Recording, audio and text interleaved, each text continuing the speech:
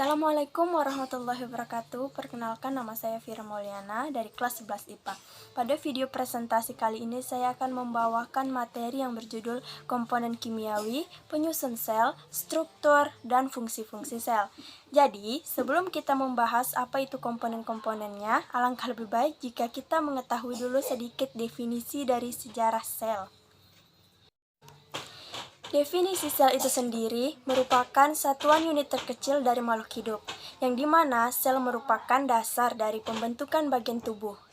Kenapa disebut unit terkecil dalam makhluk hidup? Karena sel adalah salah satu unit terkecil yang tidak dapat dibagi-bagi lagi menjadi bagian yang lebih kecil dan bisa berdiri sendiri.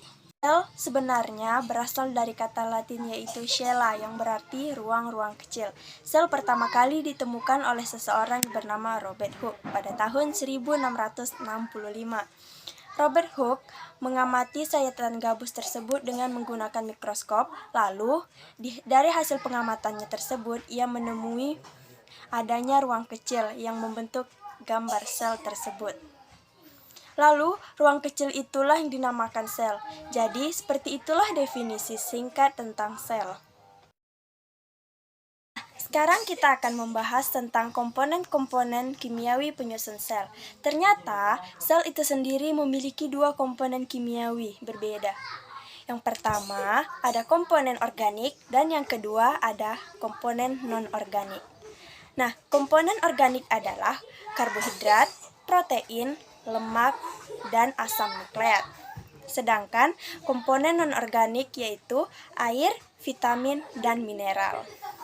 Nah, selanjutnya kita akan membahas tentang komponen yang pertama, yaitu karbohidrat. Karbohidrat sendiri berfungsi sebagai penyusun struktur sel, penyusun komponen DNA, dan menghasilkan energi.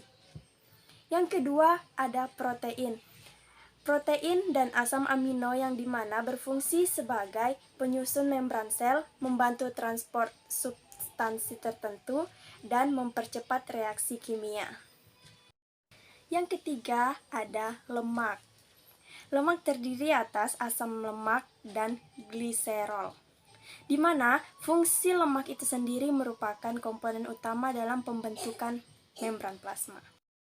Nah, yang terakhir yaitu adalah asam nukleat. Asam nukleat tersusun dari nukleotida. Nah, selanjutnya kita akan membahas mengenai komponen anorganik. Yang pertama yaitu ada air. Tahukah kamu bahwa air merupakan komponen kimiawi yang paling banyak komposisinya dalam sel? Fungsi air itu sendiri yaitu sebagai pelarut bahan organik maupun non-organik dan mempercepat reaksi biologis.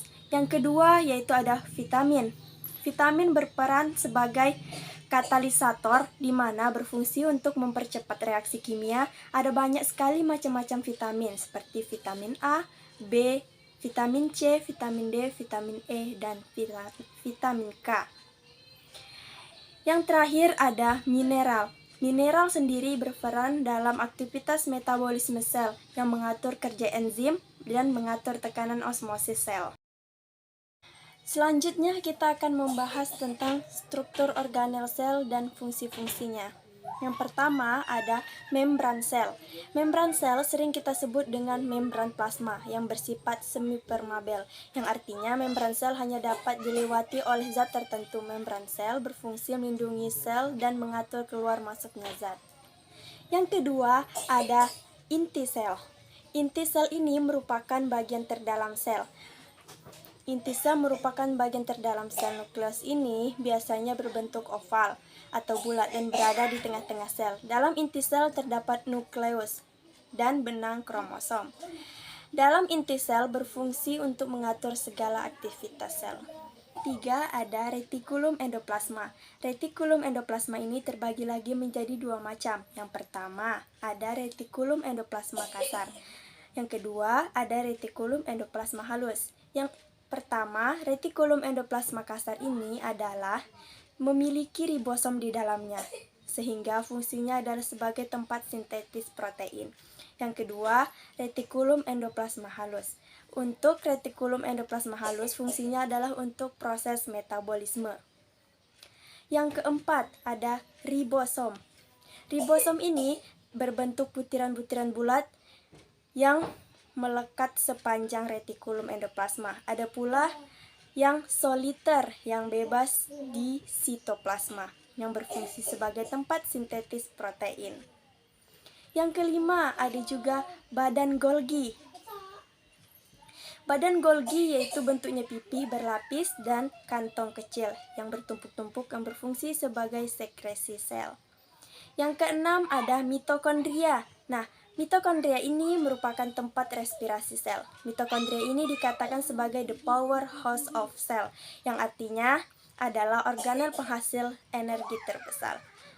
Dan mitokondria juga memiliki membran dalam sel yang berbentuk cerutu dan berlek. Yang ketujuh ini ada lisosom. Lisosom ini berfungsi untuk pencernaan intraseluler, autofage, dan autolisis. Lisosom ini hanya terdapat pada sel hewan. Nah, yang kedelapan ada vakuola yang berfungsi menyimpan cadangan makanan. Vakuola ini juga merupakan tempat keluar masuknya zat cair. Yang kesembilan ada lagi yang namanya plastida. Plastida merupakan organel warna pada tumbuhan. Plastida ini terdiri atas 3. Yang pertama, kromoplas, elaioplas, kloroplas. Nah, yang ke-10 yang terakhir ini yaitu sentrosom. Sentrosom ini strukturnya berbentuk bintang dalam pembelahan sel. Organel ini hanya terdapat pada sel hewan yang berfungsi aktif dalam pembelahan sel.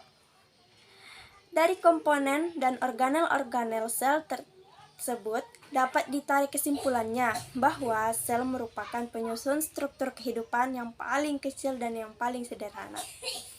Akhir kata, saya Fira Mauliana mengucapkan Assalamualaikum warahmatullahi wabarakatuh.